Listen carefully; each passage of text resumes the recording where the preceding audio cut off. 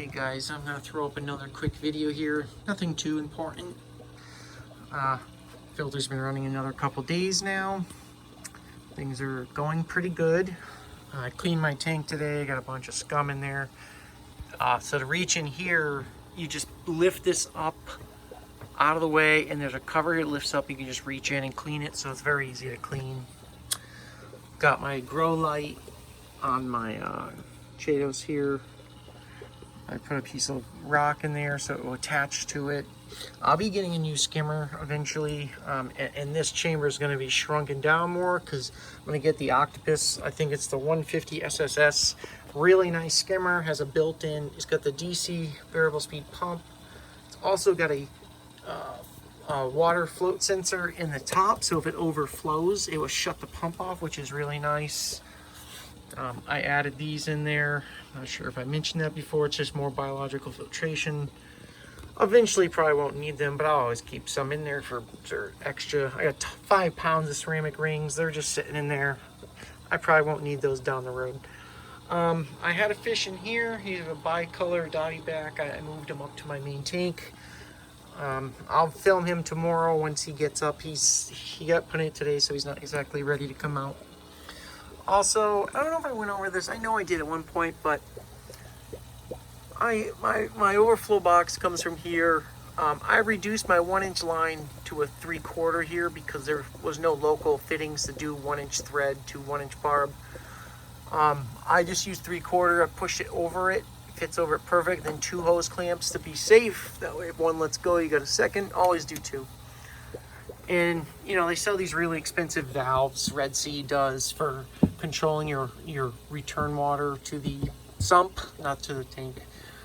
You just use this here, and then you can see there's a little turbulence there. You can adjust it.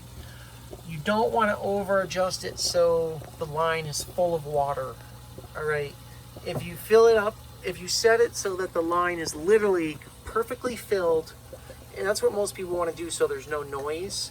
If you do that and your pump gets cranked up, your overflow box cannot handle the load if you slow it down, and then it would overflow your tank. So make sure you always crank your pump up to max to make sure that that line can handle the load at max, and then put it where you want it. It doesn't have to be perfect. You just have to slow the flow down a little on that overflow box to quiet it down. The box in my room is dead silent. It makes no noise. But if I leave that ball valve here wide open right here, it does make noise. So it helps. It's just a $5 plastic PVC ball valve. I glued it in here. I didn't glue here, so that can be pulled out. There's no reason to glue that here. It's not going to leak. It's a tight fitting. All the rest is glued up here. I decided for now to keep this vinyl because once you do PVC, you're gonna have to do fittings, and they all reduce the they create stress in the pump restriction. Each nipple is worth 1 foot of head pressure. Right now I'm running the smallest current USA pump, the 1,050 gallon per hour, and I'm running it at 80%. It will work on 70% and 60%. Once it goes below 60, it can't get the water up to the tank. So 60 to 100%, it all works fine. 80% is perfect. I believe that's more water flow than my canister filter at 300 gallons per hour. It definitely looks it to me. So it's probably between 300 and 400. At 100%, everything handles it fine. It's just not necessary. And I'm not gonna run it that hard for no reason. The auto top off's working. Still haven't used the auto water change function yet. I'm waiting for everything to stabilize. This has different levels here versus here, and then versus here. The auto top off sensors are right back there. You got to make sure you set those after everything stabilizes, because this goes up over the first couple days, and then it's going to sit where it sits depending on this setting. It's always going to be raised. It cannot be level. It's impossible. It does not work like that. There's always a restriction due to the filters in there. Once everything is stable, you can then adjust your auto top off sensor, which is the white one. It's just barely above the water line there. And the reason I have it right there, if I get it closer to it where it's going to turn on sooner, it ends up causing too much water in the tank. It overdoes it. So you got to keep it right below your water line. And when it does top the tank off, it's going to overshoot a little. The second one is for the low mark for your auto water change function. That is for when it drains your water out. It drains down to the blue one, then it stops, and then it refills the tank with salt water. That's for the auto water change. The top one, the white one, is where it fills it too for the auto water change, and it uses that same white one for the auto top off. That's why it's such a simple system.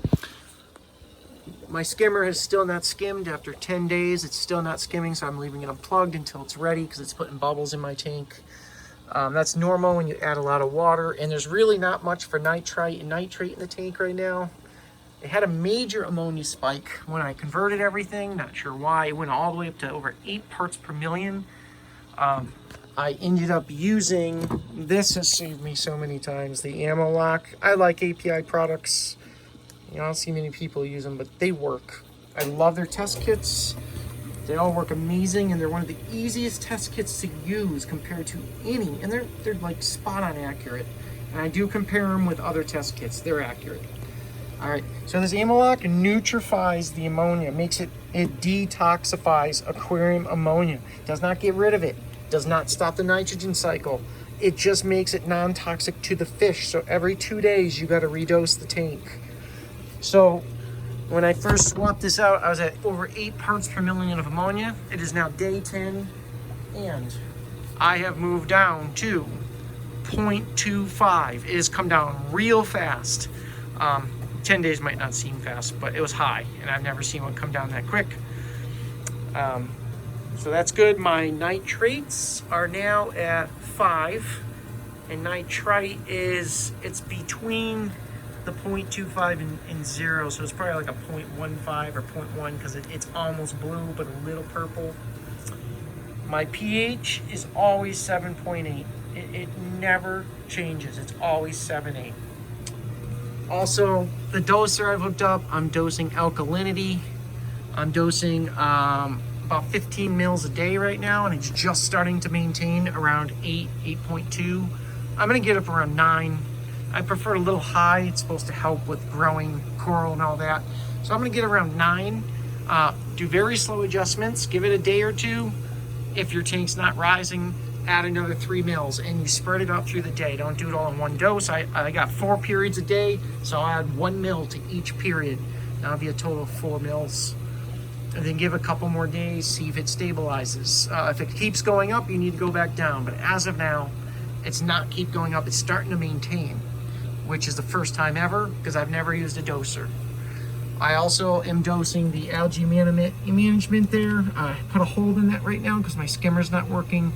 You must have a skimmer when using this chemical. It turns the waste into something that the skimmer can skim. If you don't have a skimmer, it'll actually contaminate your tank. So make sure if you're using this, you're running a skimmer. The alkalinity, well, that just dumps in. That's pretty straightforward. And don't dose your liquids at the same time. Do an hour to 2 hours apart. Don't ever dose together, especially when doing 2-part with calcium and alkalinity, because the calcium will, I don't know if it's called, it calcifies. It turns hard, and you'll have crusty stuff in here on your impellers. You'll have it on everything. Make sure your dosing tips are not in the water, okay? And as long as they're next to each other, see, mine's a factory setup here with 4, don't dose at the same time. They all should be separate from each other within 1 to 2 hours, 2 hours if you can. Shouldn't be a problem. Overall, I still have not decided what I'm doing.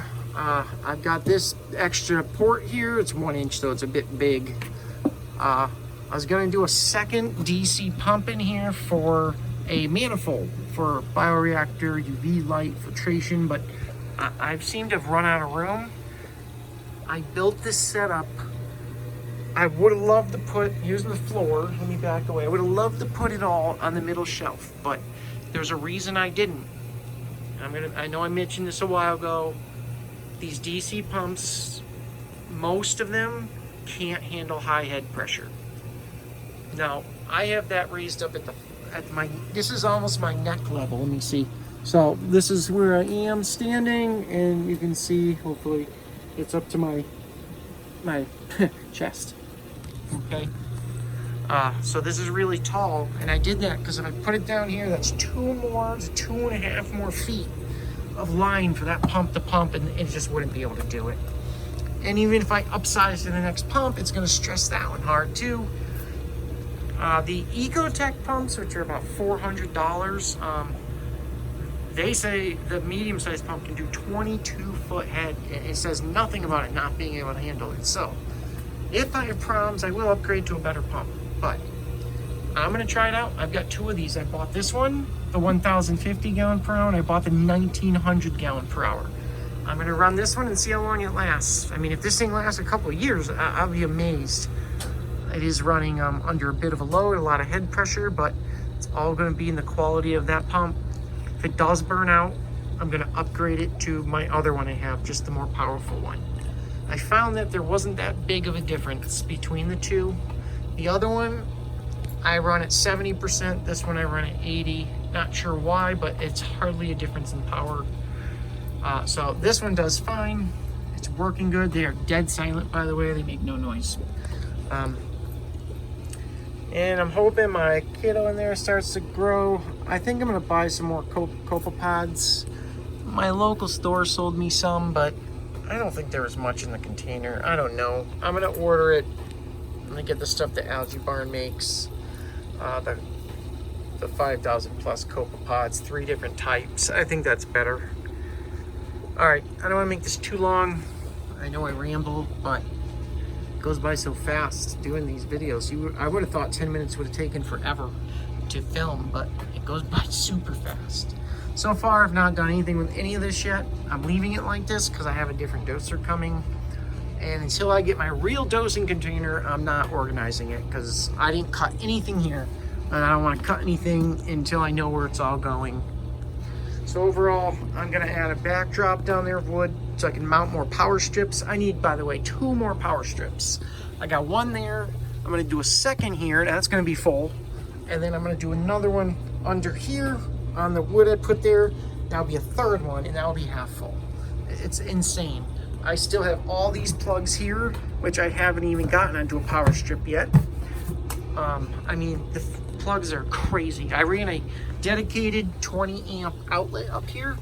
I feel like I'm gonna redo this box and add another set of 2 outlets because I want my surge protectors plugged directly in. I don't want them plugged into each other. So that's what I'm gonna do. And these come with 15-foot cables, so they can go super far. I tucked the rest of this one behind there. It fell behind the wood where it worked out fine. But if they are too long, just cut it and put a new end on it. But I'm gonna need the length, and I'm gonna need more plugs here. So do another one there. And look at this mess. I mean, look at this. I got 1, 2, 3, 4, 5 plugs here. And as I stated, 1, 2, 3, 4 plugs here. And then there's gonna be another one for another pump. And I'm sure I'll add other accessories. So I just need so many. Those stupid surge protectors are like $50. They're not cheap. Or those ones I think were $40. It was the Home Depot one. It's all metal construction. I like the setup because it has 4 big spots here that fits these perfectly for my wave makers. But I don't like how this one is taking up 2 spots. So that will go to the next one. And I did update my heater to 2 separate heaters. I think I went over that already. Just ignore that if I did. I'll update you guys tomorrow. I'll do another small video on my fish that I moved upstairs. And I'll get the exact name of him. I know he's a bicolor dotty back type fish, but he has a name. I can't think of it. Okay, have a good night, guys. Bye.